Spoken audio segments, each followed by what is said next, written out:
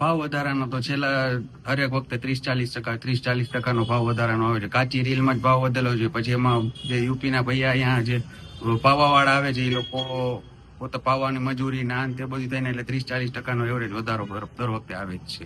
ભાવ વધારામાં તો હવે અત્યારે સ્ટેબલ થઈ ગઈ છે બજાર બધી, કેમ કે અત્યારે સદર બજાર જે મેન આવે છે બરોબર, સદર બજારમાં મેન જે મોટા મોટા વેપારીઓ છે એ લોકો પોતે હવે રિટેલ કરવાનું બંધ કરી છે, હોલસેલમાં જ માલ પૂરો કરીને અને હવે ફટાકડા ની બધું પાછું રનિંગ ચાલુ કરી નાખ્યું છે. 1000 વાળની ફિરકીમાં એવરેજ ગયા વર્ષે 200-250 રૂપિયાની આડે ગાળે મળતી હતી. આ વખતે 300-350 રૂપિયા સ્ટાર્ટિંગ પ્રાઇસ એની થઈ ગઈ છે. પતંગમાં ઝાલર વાળી છે આપણી પાસે, ચીલ પતંગ છે, રોકેટ પતંગ છે, વ્હાઈટ ચીલ છે, બ્લેક ચીલ, કલર વાળી પ્રિન્ટમાં.